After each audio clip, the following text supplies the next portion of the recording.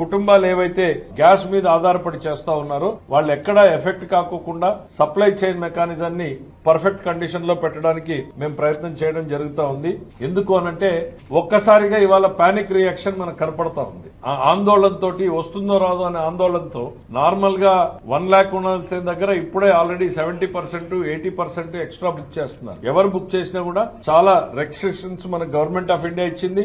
Urban areas లో 25 రోజులు, rural areas లో 32 డేస్, 45 రోజులు రూరల్ ఏరియాస్ లో సార్. డబల్ సిలిండర్ అయి ఉంటే సార్ అప్పుడు 32 రోజులు. సో రిపిటేషన్ ఏంటంటే ఇది గవర్నమెంట్ ఆఫ్ ఇండియా మనకు గైడ్ లైన్స్ పెట్టింది. దాని ప్రకారం సప్లైని మనం రెగ్యులేట్ చేస్తా ఉన్నాం.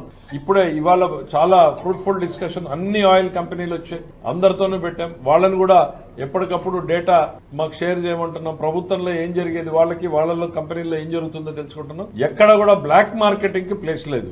ఏ గ్యాస్ డీలర్ అయినా బ్లాక్ మార్కెటింగ్ కో దేనికైనా పాల్పడుతున్నాడు అనంటే మీరు ఇమీడియట్ గా ప్రభుత్వం దృష్టికి తీసుకురండి. గవర్నమెంట్ కూడా క్షేత్రస్థాయి వరకు చెప్తున్నాం, కంపెనీకి చెప్పాం, సీరియస్ యాక్షన్ ఉంటుంది. ఈ ప్రజలకు వచ్చినటువంటి విపత్కర సందర్భాలని ఎవరైనా ఒకరిద్దరు ప్రాఫిటబిలిటీ కోసం ట్రై చేస్తే మాత్రం అటు కంపెనీ సైడ్ నుంచి ఉంటది, ఇటు గవర్నమెంట్ సైడ్ నుంచి కూడా చాలా స్ట్రిక్ట్ రియాక్షన్ ఉంటది అనేటువంటిది వాళ్ళందరికీ కూడా చెప్పదలుచుకున్నాం. గౌరవ ముఖ్యమంత్రి గారు చాలా స్పష్టమైన ఆదేశాలు ఇచ్చారు. ప్రజలకి ఎక్కడా కూడా ఇబ్బంది కలగకుండా మనం రెస్టోర్ చేయాలి.